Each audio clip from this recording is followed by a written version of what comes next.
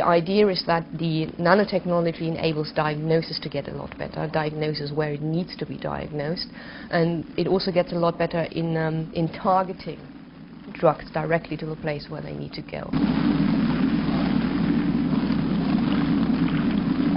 Well, I think one of the beauties is to move nanotechnology more to the point of care end, or to the very end where we are getting away from the one-size-fits-it-all of administering one drug, one oral drug that is supposed to treat something at the end of the foot, and that has a lot of systemic side effects while it moves through the body. So the sort of thing you'd use is a shell, a hollow shell, where you've got molecules that self-assemble to form this hollow structure.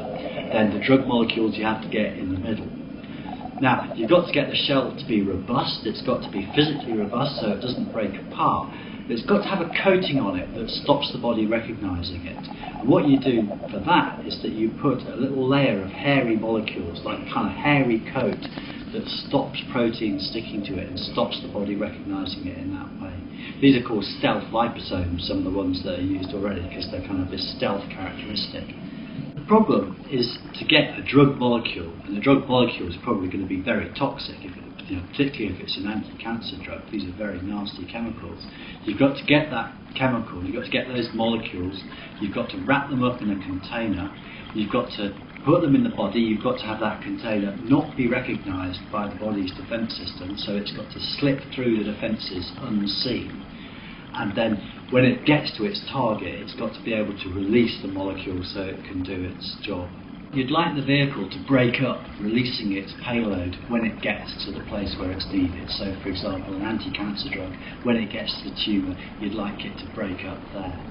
And that could happen through a trigger like heat. So if the tumours are sometimes slightly hotter than their surroundings. So if you arranged it so that the heat made the vehicle break up, that would work.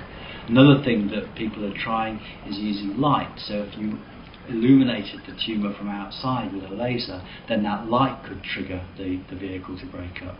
So there are quite a lot of different ways that you could try. That is the very essence of nanotechnology. Only when you make them below a certain size and hit the nanometer range do the particles have a property that makes them unique in what they are.